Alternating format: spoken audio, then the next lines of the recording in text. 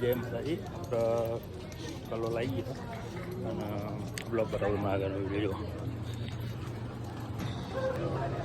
ગણપતિ બાપા જય માતાજી. આપણે આવી ગયા અને આપણે હવે તૈયારી કરીશું. કંપામાં આપણું સાઉન્ડની સગવડ કરી દઈએ. બાય યાર. જય માતાજી. આપણે ચેક બેક કરી લીધું અને આપણું તૈયાર બી કરી લીધું.